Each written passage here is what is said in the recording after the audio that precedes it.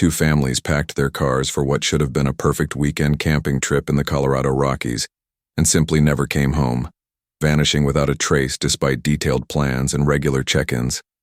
For 6 years, the mountains held their silence while search teams scoured every trail and valley, finding nothing but empty wilderness until a routine trail maintenance crew discovered weathered backpacks hanging from a cliff face, carrying the one piece of evidence that would finally reveal what happened to 8 people who disappeared into thin air. The silence in the Brennan household was deafening. It was 8:47 p.m. on Sunday, September 12, 2010, nearly 3 hours past the time Marcus and Elena Brennan should have walked through their front door with stories of s'mores and hiking adventures. Their neighbors, the Caldwell family, were supposed to return at the same time from their joint camping expedition to Rocky Mountain National Park.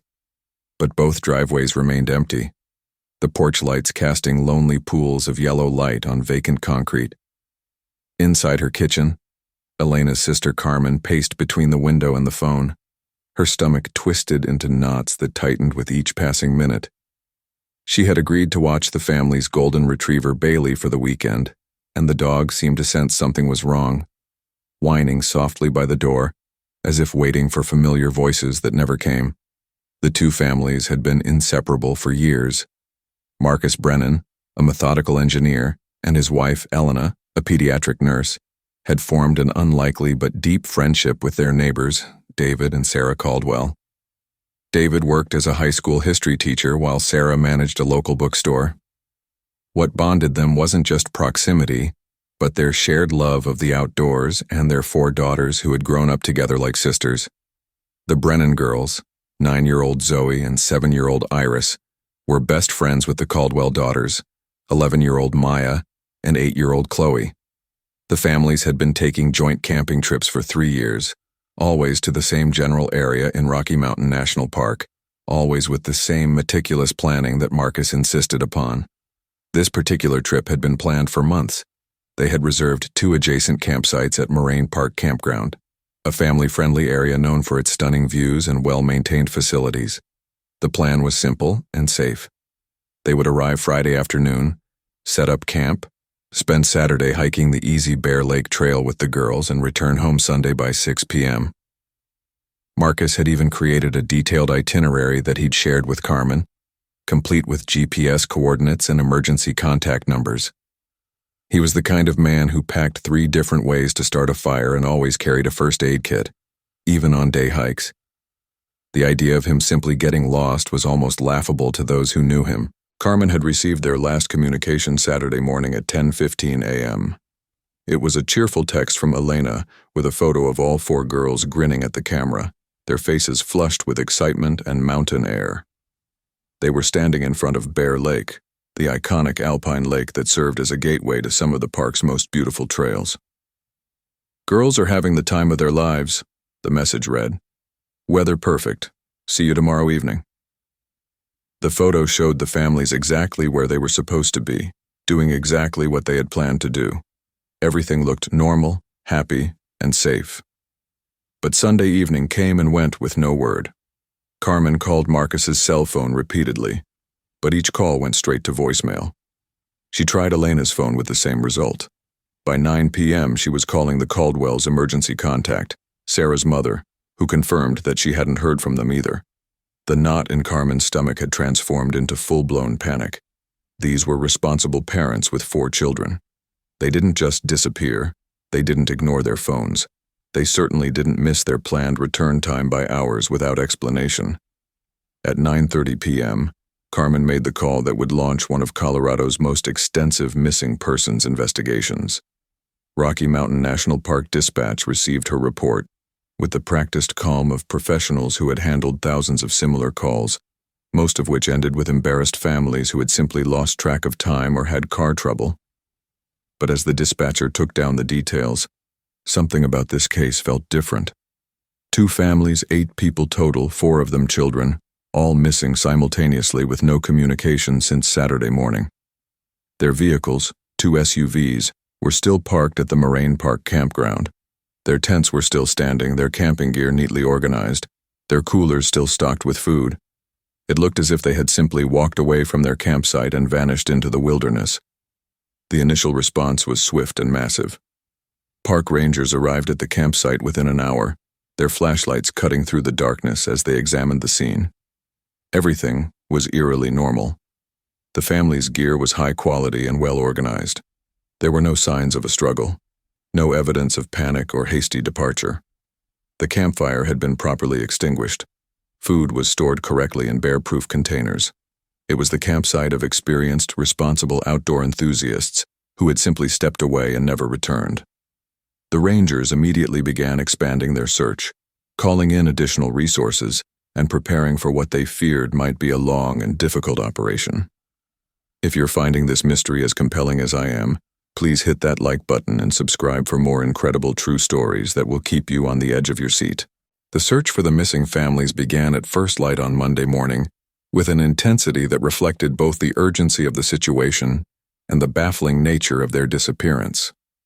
Rocky Mountain National Park mobilized every available resource, establishing an incident command post at the Moraine Park campground, where the families had last been seen.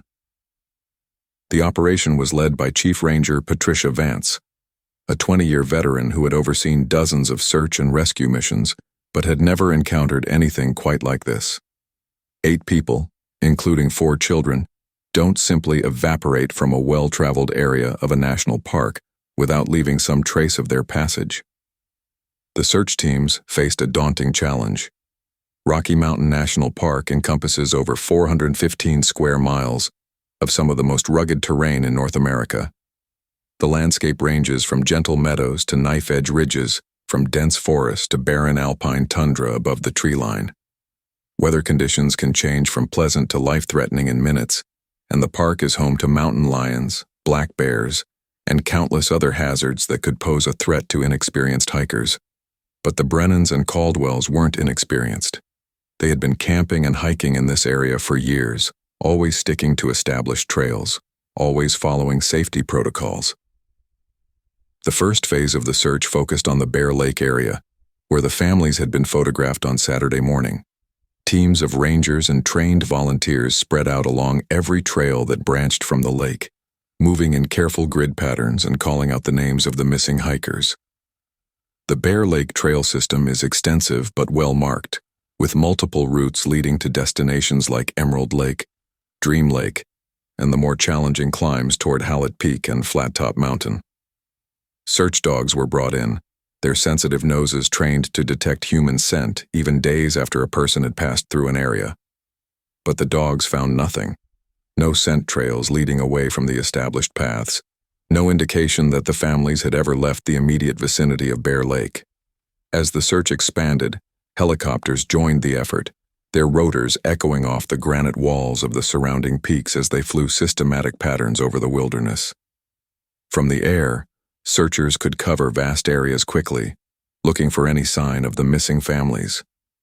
Bright clothing, abandoned gear, or the geometric patterns of a makeshift shelter that would stand out against the natural landscape. The pilots were experienced in mountain rescue operations, trained to spot the smallest anomalies that might indicate human presence. But day after day they returned with the same report. Nothing.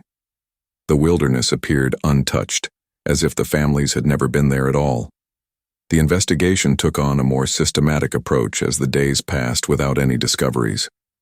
Rangers interviewed every person who had been in the park that weekend, from fellow campers to day hikers to park employees.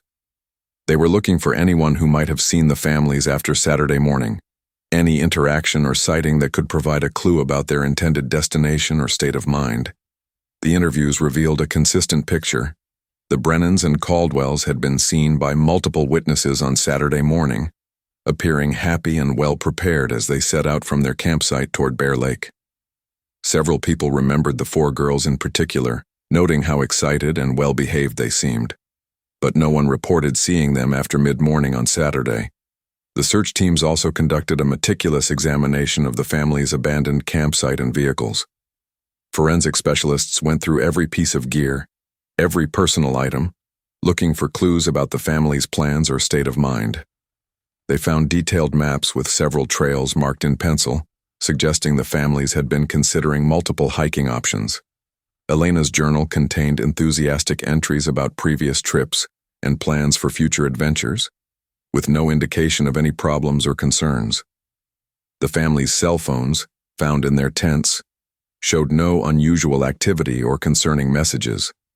Everything pointed to a normal, happy camping trip that had somehow gone catastrophically wrong. As the search entered its second week, the operation began to attract national media attention. The story of two families vanishing without a trace captured the public imagination and brought additional resources to the effort. Volunteer search teams arrived from across Colorado and neighboring states, experienced hikers and climbers who donated their time and expertise to the cause. The National Guard was called in to assist with aerial searches, using advanced thermal imaging equipment that could detect body heat even through dense forest canopy. But despite the massive effort and sophisticated technology, the mountains kept their secrets. The psychological toll on the searchers was immense. Many of the volunteers were parents themselves, and the thought of 4 young girls lost in the wilderness drove them to push beyond normal limits of endurance. They searched through snowstorms and bitter cold as autumn gave way to winter, knowing that each passing day reduced the chances of finding the families alive.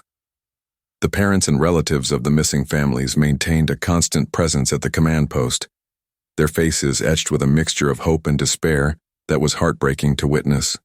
Carmen Brennan became the unofficial spokesperson for the families, giving daily press conferences and pleading for anyone with information to come forward. The search strategy evolved as the weeks passed, expanding far beyond the original focus area around Bear Lake. Teams explored remote valleys and hidden canyons that would have required significant hiking experience to reach. They investigated the possibility that the families had attempted a more challenging hike than originally planned, perhaps becoming lost or injured in terrain far from the established trails. Mountain rescue specialists rappelled into deep gorges and explored cave systems, anywhere that 8 people might have sought shelter or become trapped. But every lead ended in disappointment. Every promising discovery turned out to be a false alarm. By the time winter weather forced a suspension of active search operations in late November, over 2,000 people had participated in the effort. They had covered thousands of square miles of wilderness, followed up on hundreds of tips and potential sightings, and exhausted every conventional search technique. The official search was scaled back to a monitoring status, with rangers continuing to watch for any sign of the missing families during their regular patrols. But privately, many of the searchers had begun to accept the grim reality that the Brennans and Caldwells might never be found. The case generated numerous theories, from the plausible to the bizarre. Some suggested the families had encountered a dangerous animal or had been victims of foul play.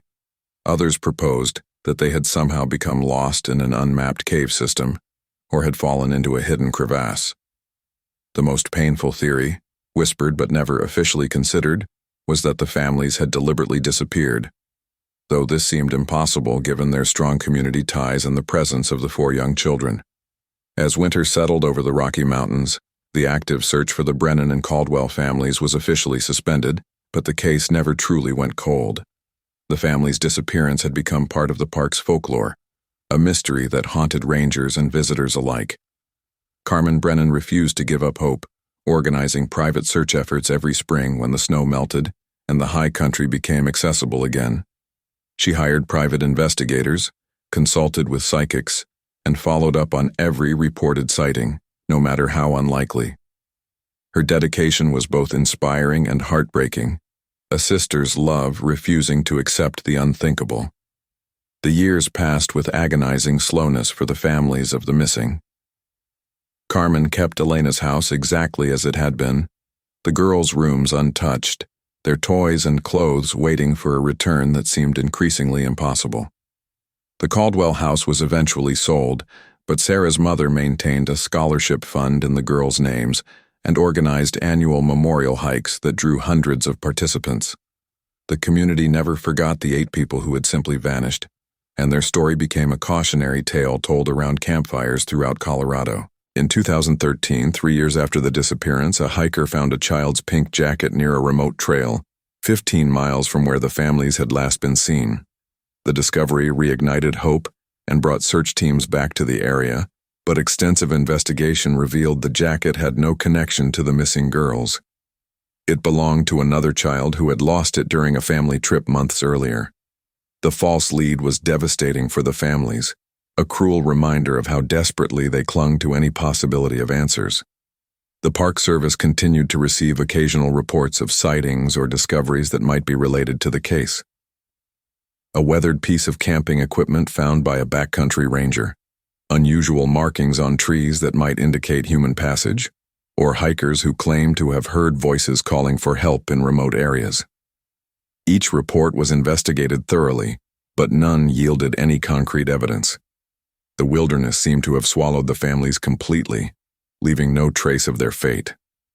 By 2015, even the most optimistic investigators had begun to accept that the families were likely dead, victims of some catastrophic accident that had left their bodies in a location so remote or inaccessible that they might never be found. The case files remained open, but active investigation had essentially ceased. The mystery had become a permanent part of Rocky Mountain National Park's history, a reminder of how quickly the wilderness could claim even experienced hikers. The breakthrough came on a crisp morning in October 2016, exactly 6 years and 1 month after the families had disappeared. A trail maintenance crew was working on a section of the Longs Peak Trail, one of the park's most challenging and popular routes. The crew was led by Jake Morrison, a seasonal employee who had been working in the park for 8 years and had participated in the original search efforts. The team was using ropes and climbing equipment to clear fallen rocks from a steep section of trail when Morrison noticed something unusual on a cliff face about 60 feet below their position. Hanging from a gnarled pine tree that had somehow found purchase in a crack in the granite wall were several objects that clearly didn't belong in the natural environment. From his vantage point, Morrison could see what appeared to be backpacks, their bright colors faded but still visible against the gray rock. The location was incredibly remote and dangerous, accessible only to experienced climbers with proper equipment.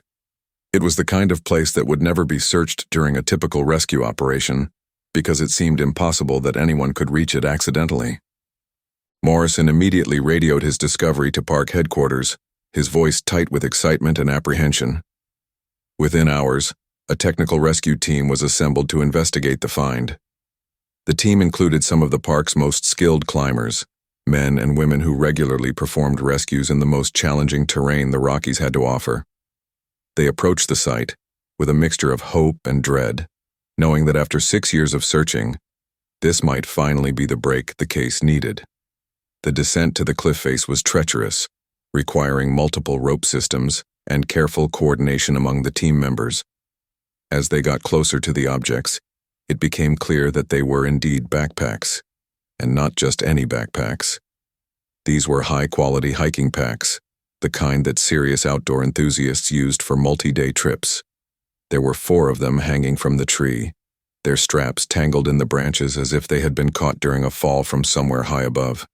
The rescue team carefully extracted the backpacks and brought them to the surface, where they were immediately secured as potential evidence. Even before opening them, the team could see that these packs had been exposed to the elements for a significant period of time. The fabric was faded and weathered, the zippers corroded, and the metal hardware showed signs of years of exposure to mountain weather. But they were intact enough that any contents might still be identifiable. The discovery sent shockwaves through the Park Service and the families of the missing hikers. After 6 years of silence, the mountains had finally yielded a clue. The backpacks were transported to a secure facility where they could be examined by forensic specialists, and word of the discovery was carefully controlled to prevent false hope or premature conclusions. But for those who had never stopped searching, the find represented the first tangible evidence that the families had been in the area where their bodies might still be recovered. The location of the discovery raised as many questions as it answered. The cliff face where the backpacks were found was not visible from any established trail, and reaching it would have required technical climbing skills that the missing families were not known to possess. The area was so remote and dangerous that it had never been included in the original search grid, deemed too unlikely and inaccessible to warrant investigation. How had the families ended up in such a place, and what had caused their backpacks to become separated from them and end up hanging from a tree on a sheer rock wall. If this story is keeping you as captivated as it's keeping me, make sure to hit that subscribe button because we're about to uncover what was inside those backpacks and how it changed everything we thought we knew about this case. The forensic examination of the 4 backpacks took place in a sterile laboratory in Denver, overseen by Dr. Rebecca Chen, a specialist in outdoor equipment analysis who had worked on numerous wilderness recovery cases. Each backpack was photographed extensively before being opened, documenting every detail of their condition and the way they had been damaged by years of exposure to Colorado's harsh mountain climate. The team worked with painstaking care, knowing that these objects might contain the only clues to solving a mystery that had haunted the region for 6 years. The first backpack opened belonged to Marcus Brennan, identified by a laminated emergency contact card still legible in a side pocket. Inside, the contents told a story of a well-prepared hiker who had planned for multiple contingencies. There was a first aid kit, still sealed in its waterproof packaging, energy bars that had somehow survived the elements, and a detailed topographical map of Rocky Mountain National Park. But it was a small notebook, its pages warped but readable, that provided the first real insight into what had happened to the families. The final entry, dated Saturday, September 11, 2010, was written in Marcus's careful handwriting and contained a single, chilling sentence that changed everything investigators thought they knew about the case. The notebook entry read, "Girls spotted something shiny up the cliff face near Chasm Lake. David thinks it might be a crashed plane. We're going to investigate." The word sent a cold shock through the investigation team. Chasm Lake was nowhere near Bear Lake, where the families had been photographed that morning. It was a remote, high-altitude destination that required a strenuous hike and was known for its dangerous terrain and unpredictable weather. More importantly, it was an area that had never been thoroughly searched because it seemed impossible that the families would have attempted such a challenging route with 4 young children. Dr. Chen's team continued their examination with renewed urgency. Elena Brennan's backpack contained similar hiking supplies but also revealed something that made the investigation even more complex. Tucked into a small compartment was a digital camera, its memory card miraculously preserved in a waterproof case. The camera contained dozens of photos from the family's trip, including several taken after the last known communication with Carmen. The final photos, time-stamped at 2:47 p.m. on Saturday, showed the 4 girls pointing excitedly at something high above them on a steep rock face. In the background, barely visible in the distance, was what appeared to be a metallic glint reflecting sunlight from a narrow ledge hundreds of feet up the cliff. The Caldwell family backpacks yielded additional pieces of the puzzle. David's pack contained climbing rope and basic mountaineering equipment, gear that hadn't been mentioned in any of the family's previous trip reports. Sarah's backpack held a detailed journal that documented their decision to deviate from their planned route. Her final entry, written in increasingly shaky handwriting, described their growing excitement about what they believed was the wreckage of a small aircraft that had crashed decades earlier and never been recovered. The families had apparently convinced themselves they had stumbled upon a significant historical discovery. The journal entries painted a picture of 2 families who had become caught up in the thrill of exploration and had made a series of increasingly dangerous decisions.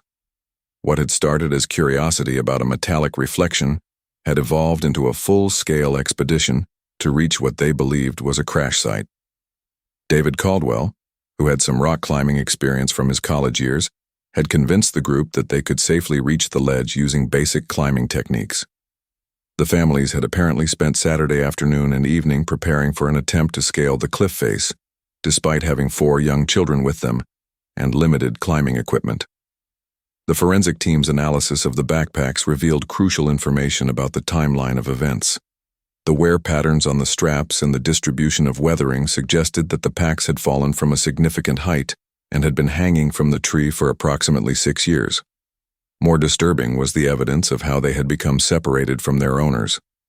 Several of the straps showed signs of having been cut or torn under extreme stress, suggesting that the families had been forced to abandon their gear during some kind of emergency. Dr. Chen's team also discovered something that sent investigators racing back to Chasm Lake with renewed purpose. Hidden in a small pocket of Maya Caldwell's backpack was a GPS device, its battery long dead but its memory intact. When the data was downloaded and analyzed, it revealed the exact route the families had taken on their final day. The GPS track showed that they had indeed hiked from Bear Lake to Chasm Lake, a journey of several miles over increasingly difficult terrain.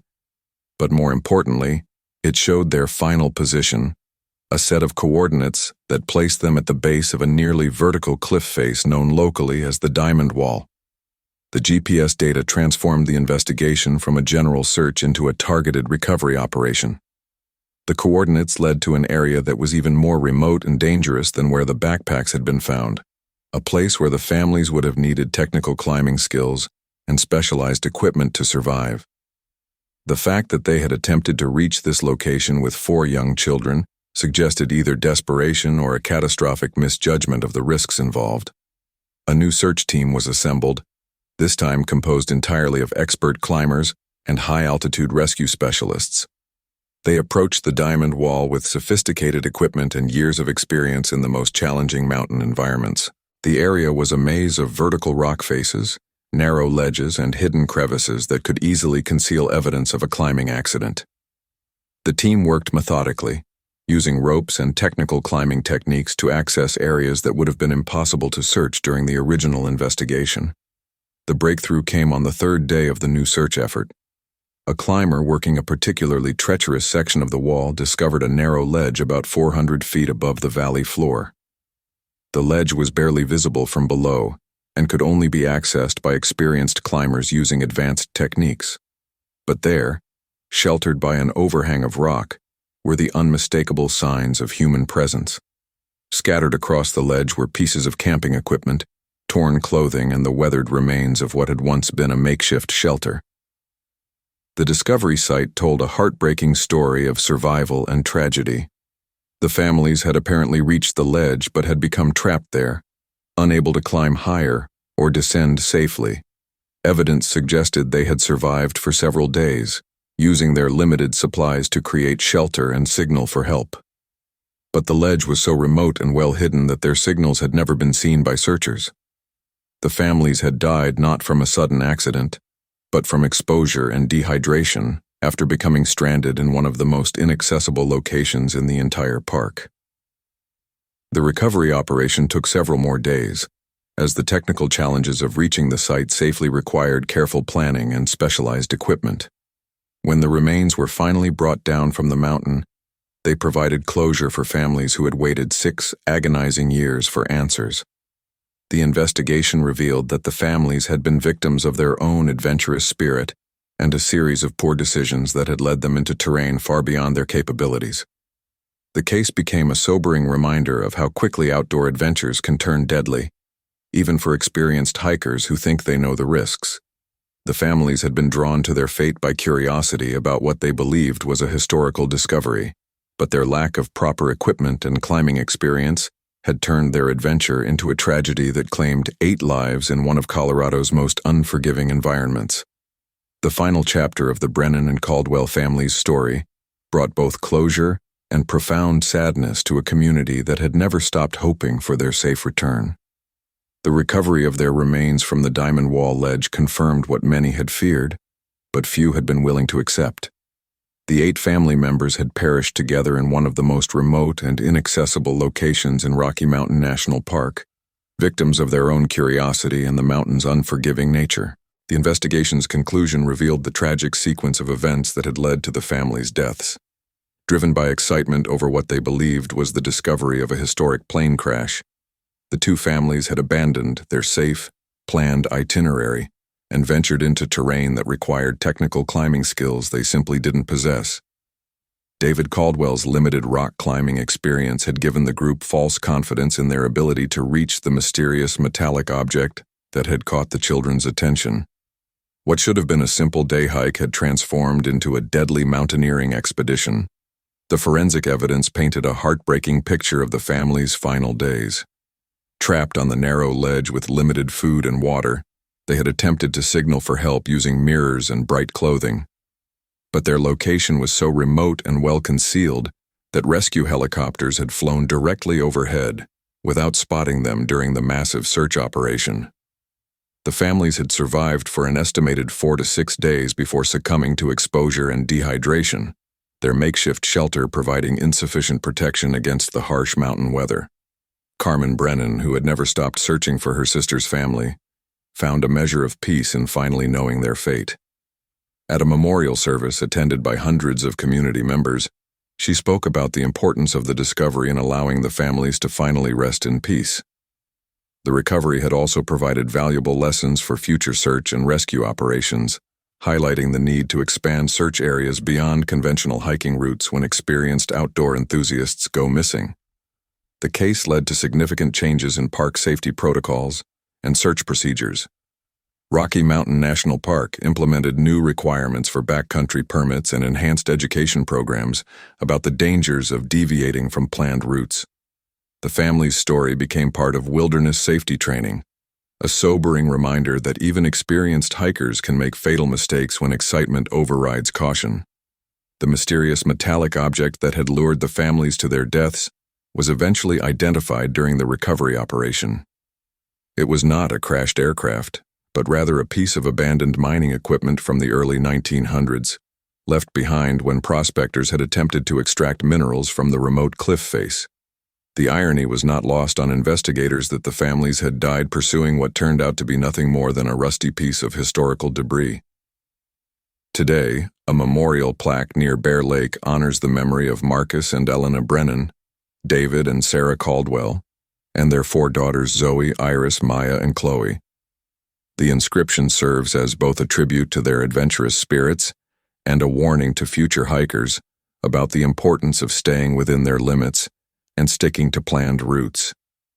If this story has moved you as much as it has moved me, please take a moment to like this video and subscribe to our channel for more incredible true stories that remind us of both the beauty and the danger of the wilderness we love to explore.